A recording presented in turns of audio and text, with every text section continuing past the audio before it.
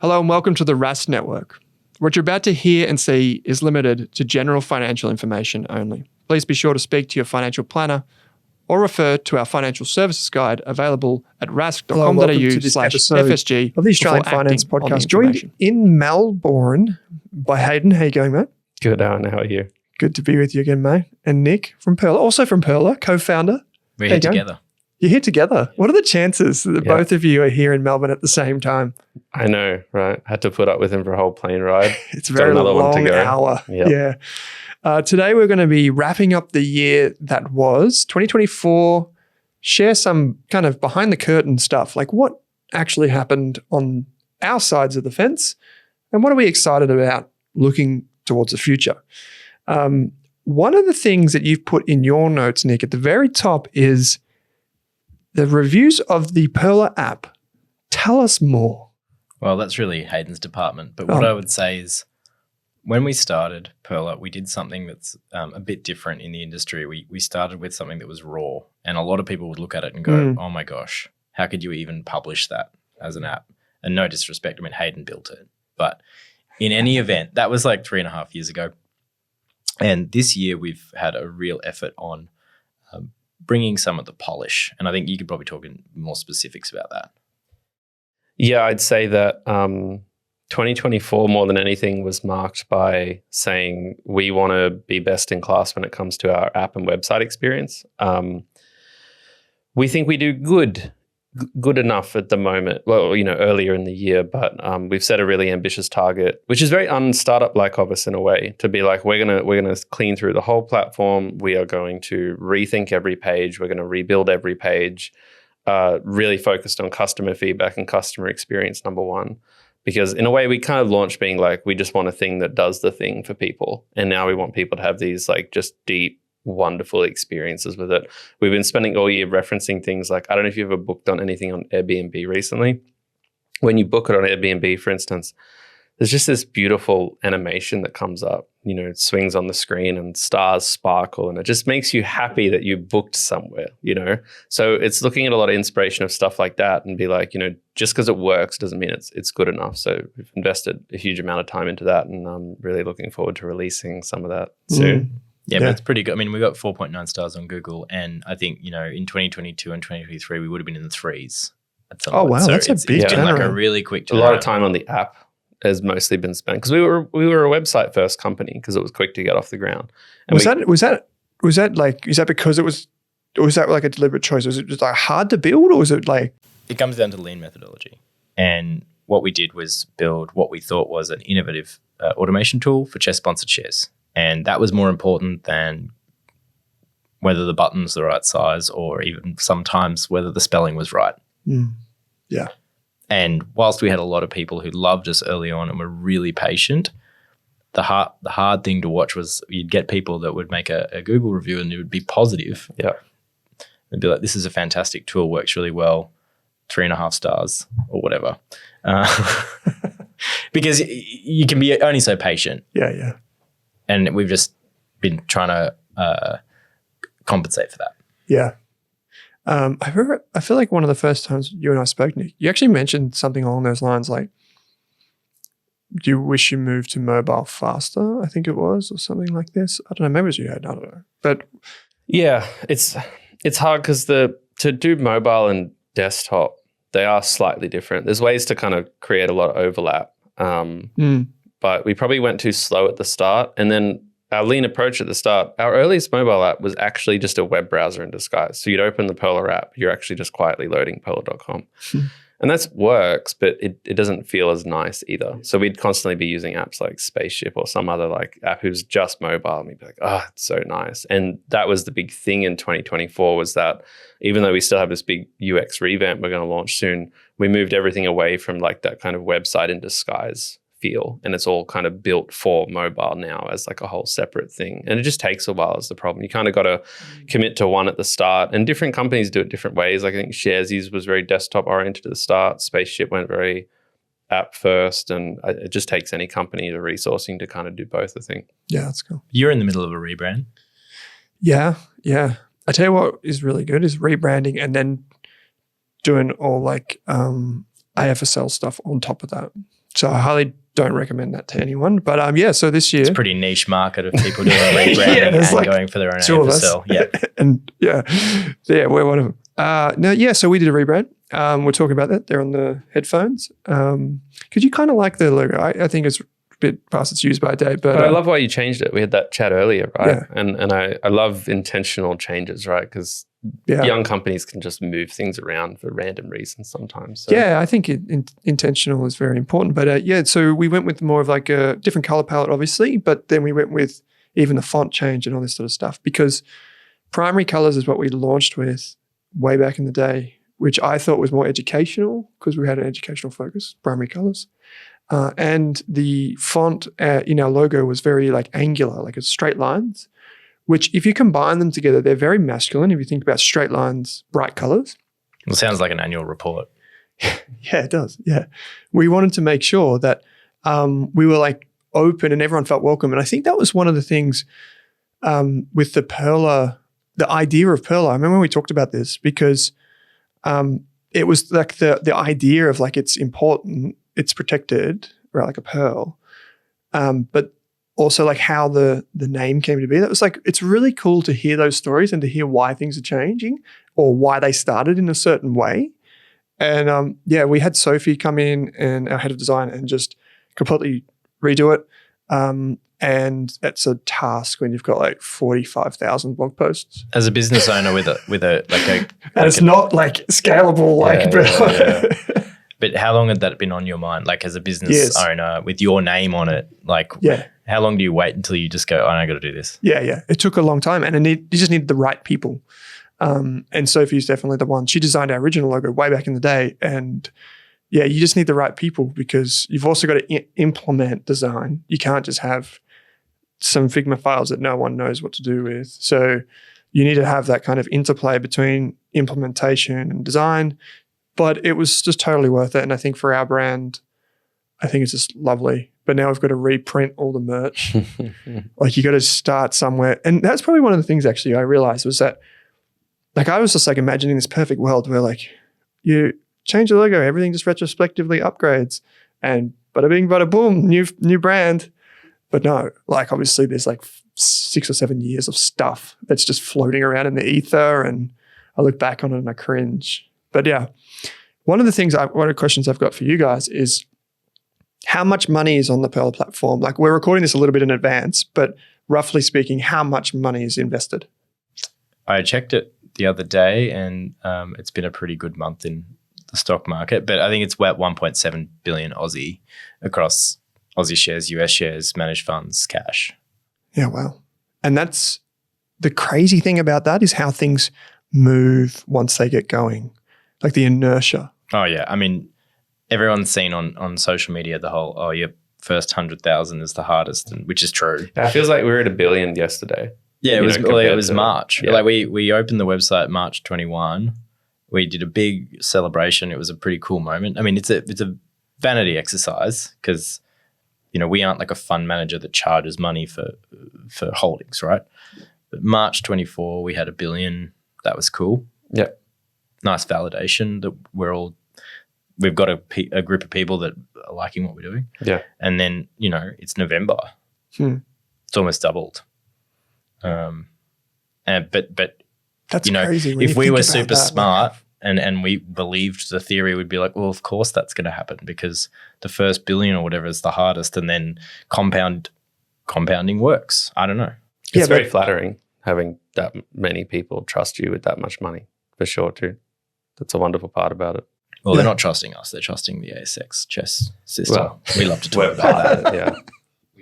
Well, they do trust you because it's not something that people if you think about it, right? Like people don't log on to pearler.com and see like the ASX in big letters and whatever. They see your brand and they see what you've created, and it's real money going into something which is a website or an app, right? So there is a huge element of trust in there. We're lucky too that we can operate as a startup with institutional partners and in a really well-regulated environment, right? So we do obviously leverage that system. It helps us sleep at night too. Yeah. What's what do we know what the average investment is? I'm just trying to get, I know the community data. This is what I want. So the average, it's about 25,000 is the average kind of holdings. But that, there's people with lots of money, and then there's lots of people with $3,000 to $4,000, right? Yeah. Average deposit size 2,800. This is all available for you can just see it on the website under the community data section. But that's a transaction. Yeah, that's like if I was dollar cost averaging. Yeah. I was putting some money in, like that sort of stuff. And is but not to freak people out. Like the median is probably more like 1,000. Yeah. So 750 to 1,000 as an investment. If people are like, what is a realistic benchmark for a young Aussie? That's more like what people are doing, and they're doing it 8 to 12 times a year. Yeah. They're the customers we build for too, really. We're just very lucky that we have a number of other customers who are putting in larger amounts as well. Well, capped fees is good. Yeah, fees. That's it. Yeah. No doubt. And they invest on average every 2.5 weeks. That's cool. So you can, because obviously with the automate and all that sort of stuff, you can kind of just have it continuously going. And people use it all different ways. But I mean, like 2024 has been a nice change from 2022, 2023, which were, pretty tough for investors, for us in terms of doing a lot of work and, not feeling that glow of 2020, 2021, right? What about you? Well, it's been an interesting year because interesting 2 years in terms of like creating content, media, these types of things. I think we had, let's say, somewhere between 9 and 10 million downloads, and views. That includes views as well on the podcast. So that's a good year. I think it would be probably in line with last year, but the mix has really changed. We've started publishing fewer episodes this year, and also I think we know our audience better than ever. Because like when you start out, obviously you're like, oh look, listeners, data, all this sort of stuff. But over the last 2 years, we've made a really concerted effort to try and hone in on our like target audiences, and we've seen that this year with like the shift with our new retirement podcast and things like that. Not to say that we only cater to retirees, absolutely not, but we're seeing like huge demand from that kind of. It's like when all of us youngies were on Facebook, and then after like 10 years, we're like, we need to get out of here. My mum's here, but I feel like the older generation is really, really embracing podcasts and really, really embracing YouTube in particular. Like I think we've all got a story about that. And they're both wonderful and they're both amazing. And I think that we are now witnessing that wave as well as the continued growth of podcasts. And I think what's been incredible, and I see that with the data from you guys, is like people are still investing, even though interest rates have gone way up, even though it's hard. More people, in my opinion, are prioritizing investing as part of something. What they do is like their daily routine, We get a huge amount of feedback from that, from the people we work with too. Like, because we use, services underneath the hood to make it happen. And they, at least once a month for me, someone will be like, the recession's going on and this other company, no one's investing, but you guys, everyone's just seems to be putting money in all the time. The other question I got was, you guys seem to have these really random big days, and what happened on Monday? And I'm like, well, I don't know, probably nothing. But they're like, well, why would you have big Mondays and not big Fridays? And I'm like, well, think about a young person and think about what they're doing on the weekend, and they can pop the money in, and then it all gets pent up, and then then they can make their trade.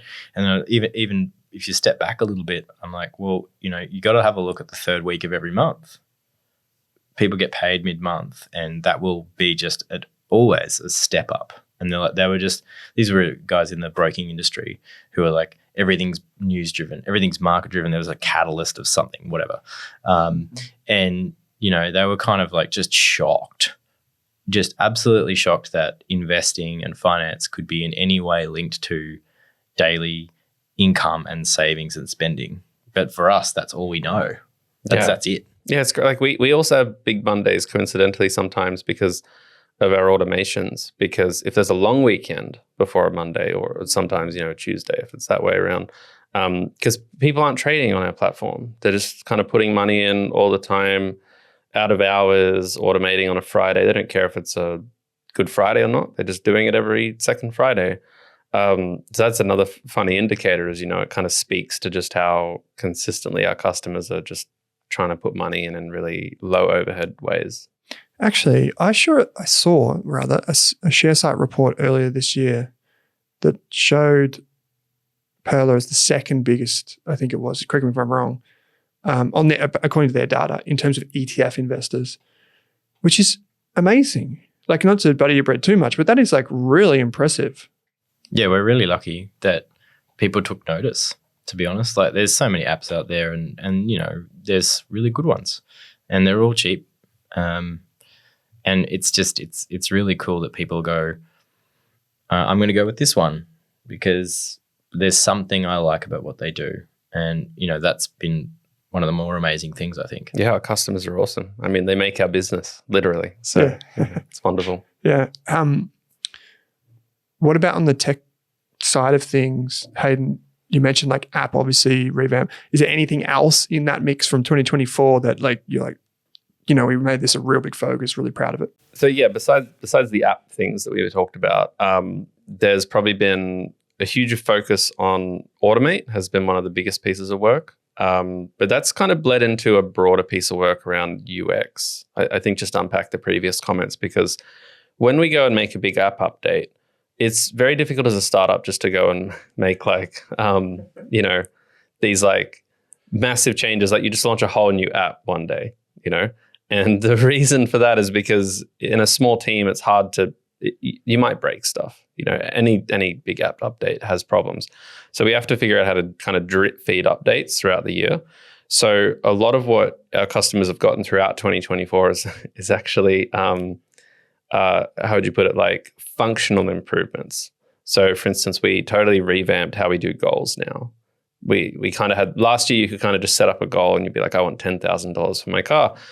And we kind of had this view of like, we have these Pearler customers who log in and they see that they have $3,000 and they're saving for $10,000. Why do we need to tell them that they're 30% on the way to their goal? Like, they can see it. They don't need to have a car goal. What they really want to know are things they can't infer, which is, I don't know, how far am I from financial independence? How many more, years do I have to pay off my home? These things that aren't immediately obvious. So the UI updates kind of come later and they're still in the works, but those functional updates have been a big part of this year, reworking our dashboard to have more components. We let people add in shares from other platforms too if they want, that they track manually. So if you're a Stake user, you have your shares invested in Stake because you like Stake. But you also like Pearler, you can actually on our dashboard now put in those Stake shares as like, I own 87 units of VAS, and we'll just track it for you. We'll tell you how it's performing. We'll integrate it with your broader stuff. There's like a long list of throughout 22 and 23, just a lot of customers wanted little changes, and we were like, we're going to stack these up and tackle them. And that also happened in Automate as well, because of the feedback we got around. We'd love to be able to automate this way or that way, or with this product or with this particular strategy, or this is confusing. So our Automate's probably as simple as it's ever been, whilst at the same time being as capable as it's ever been, which is great. There's a lot to go on there. One of the things is the Pearler investing bucket hat that Nick just put on your head, which is a nice color, by the way. It looks fresh too. It looks like the result of a bad whitewash, to be honest. I think it's plum or dusty plum. Dusty plum. I like it. I actually think it's a good color.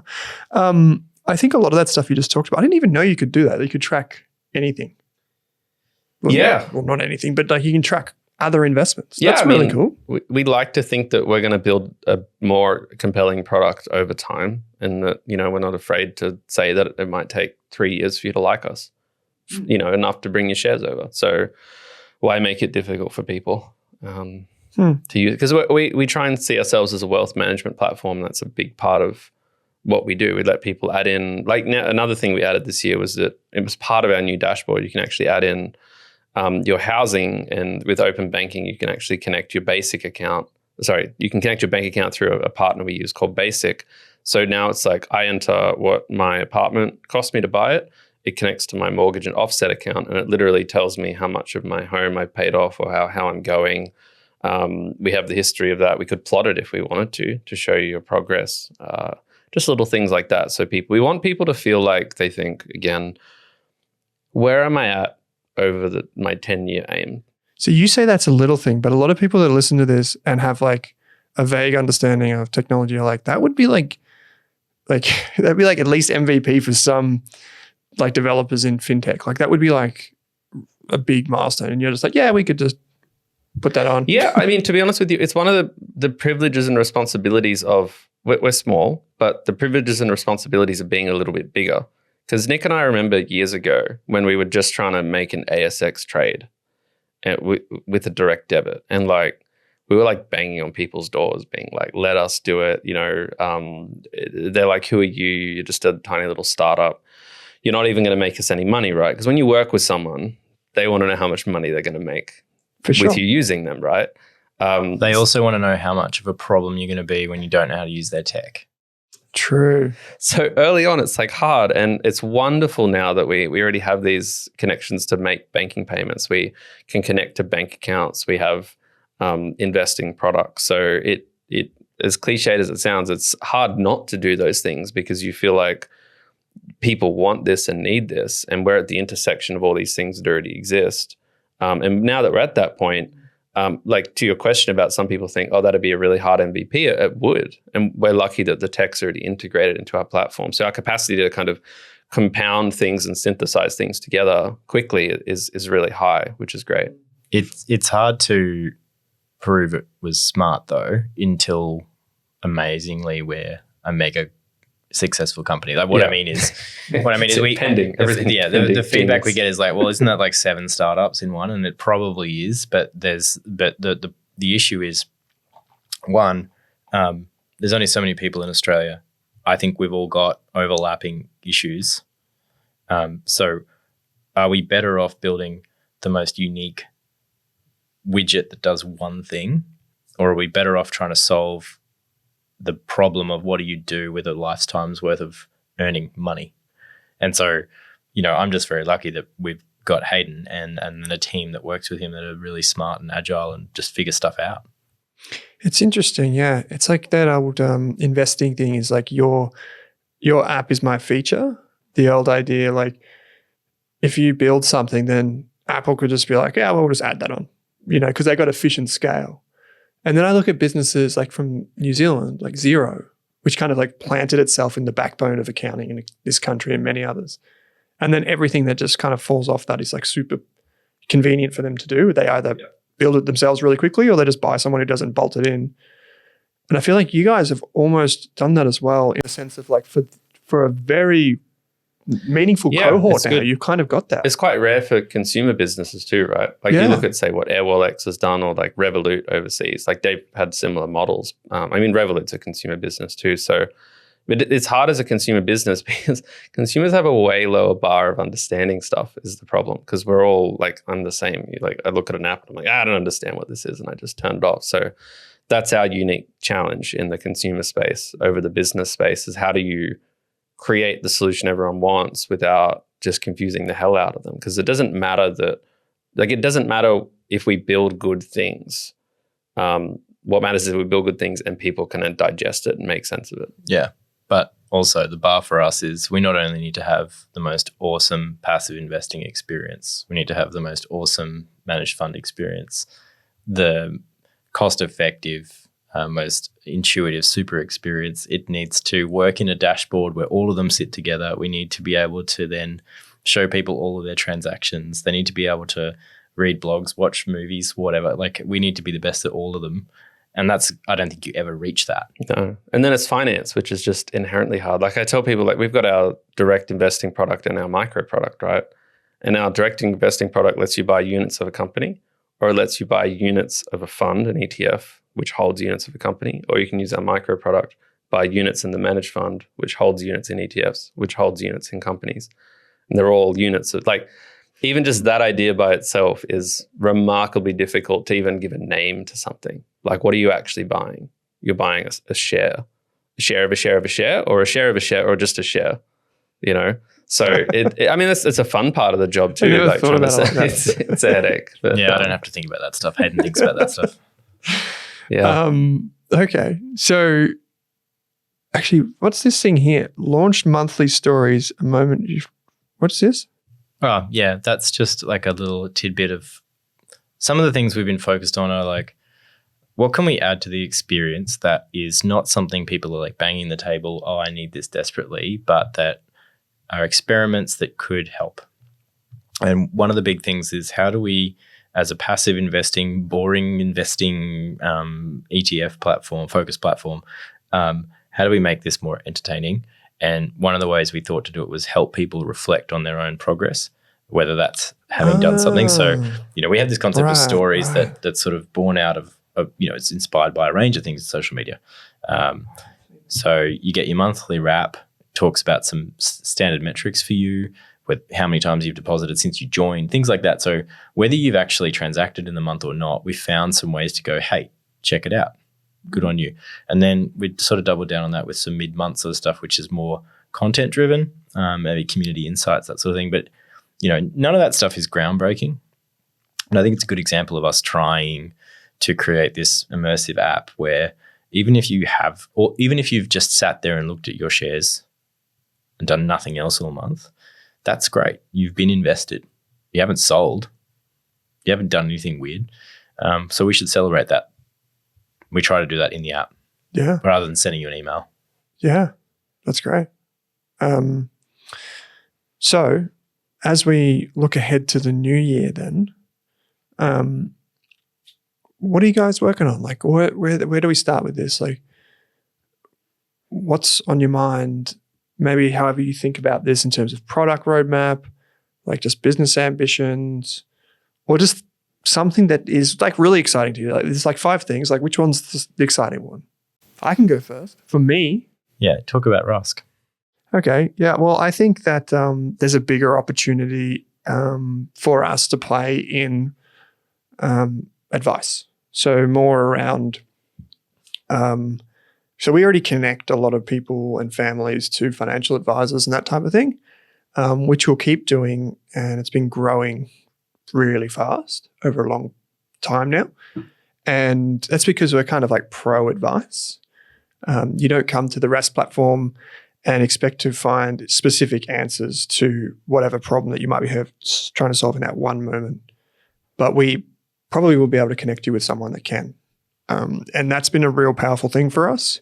But I think in the future, we might also have some capability internally just for like a very specific type of thing. Like one of the things that we did not too long ago is you can now get matched with a money coach.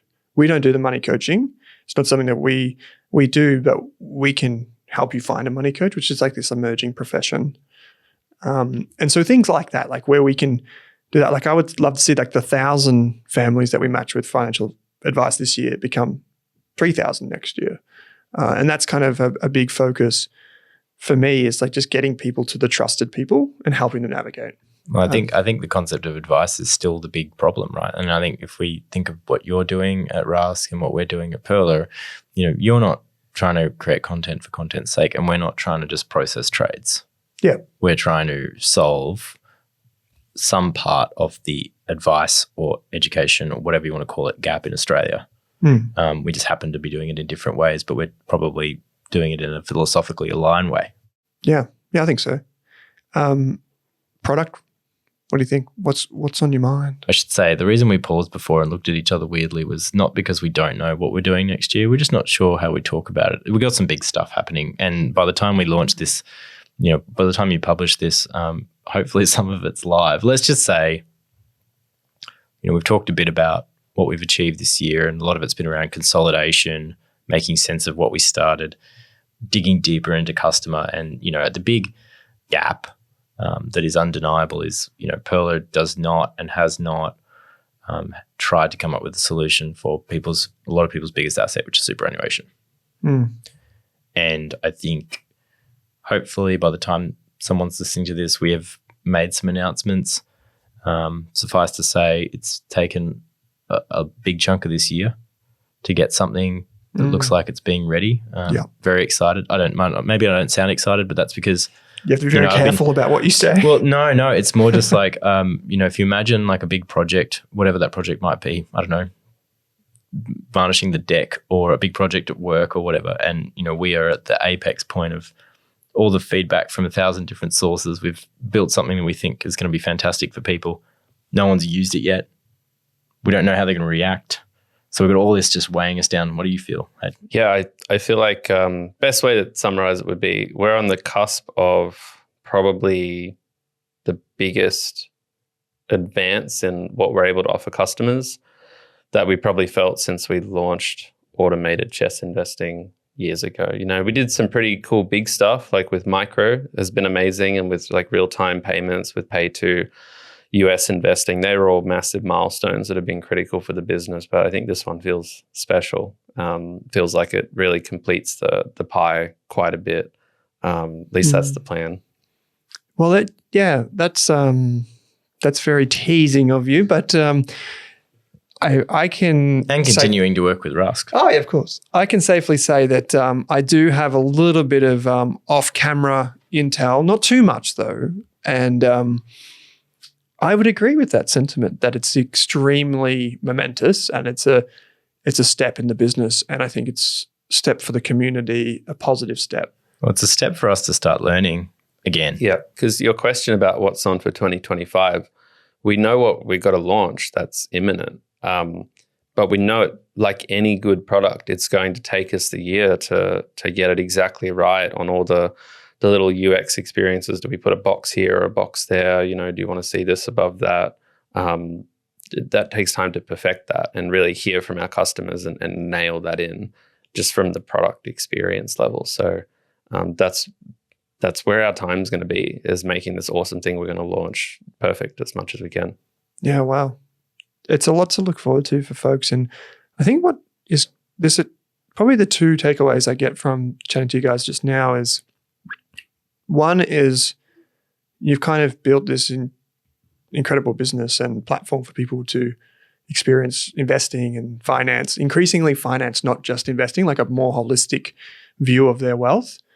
But then the other side is, now that you have inertia and you have like momentum behind you, you're not just gathering like, I guess, steam from the kind of like the 1 billion becomes 1 point whatever you said before, like very quickly. Like what took 3 years now is taking 6 months, you know, that kind of thing. But the other aspect of that is like there's things falling off it that you're like, yeah, we just added this thing, and everyone's like, oh my God, that's so good. And then as you keep pushing forward, that gives you more and more power to do good things. So that's super exciting. And for everyone listening or watching, it's something for you to look forward to over this period and into the new year. What about you in 2025? What are your predictions? Less stress, maybe. That would be nice, but I think it's going to be more stress. But hopefully there's less of it. I've always thought next year is going to be less stress every year. Yes, this is a treadmill, isn't it? I don't know. I think we just keep doing more of the same. I think one of the things that's changing in the ecosystem and the advice ecosystem is the use of generative AI and different tools for productivity. And I think that's got huge implications in positive ways for both the finance profession, but also for the consumers engaging with finance. Like, I think that's a big thing. And I think that's positive. I always see every change in business as an opportunity, not necessarily as like catastrophic or try to deny change. Because I find that I think it was the UK Commissioner of Patents or something in the year like 1900 said something, or it was 1800, something crazy. It was like, everything that can be invented has been invented. And I just think of that remark and I'm like, I would not want to be that guy. You know, there's perpetual change and it's how we adapt to that. And I think that like we've done a lot of grunt work this year. Like we completely redid our CRM. We completely redid all of the automations that happen behind the scenes for our business and the intelligence that we work with. Obviously reskinned the surface, launched new podcasts, and now it's just about just executing. You know, we've done a lot of legal stuff as well that will pay off for many years to come. But that's kind of this more of the same is basically what I mean to say. Like we've basically got two sides of our business. We kind of got like the media side, which is just ticking over and adapting to whatever gets thrown at it. We've got some great people. And then there's like the more financy side, which I mentioned before is like a focus for me and for the business side of things. So I'm excited. That's awesome. Yeah. We're also on a journey. Like we've got to get to 100,000 students in free courses and we're approximately 32% of the way there. So I'm excited. really excited for that. That's like our long arc, if you think. It's not like a 2025 goal. It's a 2027 goal at this stage. But Well, you never know. who knows? Maybe some TikToker makes us famous and we get like a batch of enrollments. If only we could master the skills like yourself, Nick, those social skills. I am envious. We don't talk about that. We don't talk about that. Is there anything else here you want to tick off? No, I think, is there anything else on your mind? No, I think this is great. I'm excited to see what comes for you guys and the feedback that you get, because I know it's important to you. So thanks for journeying all the way down to Melbourne. Hayden, thanks for copping the flight and Happy to come. Yeah. No, it's good, mate. It's good to see you both down here. A bit chilly, but safe travels back home and all the best for 2025. So Hayden, appreciate it. Thanks, Owen. And Nick, always a pleasure, mate. Thanks, Owen. Thanks for watching this video on the Rask Network. While you're here, don't forget to like and subscribe so you can get videos each and every day on business, finance, investing, and so much more.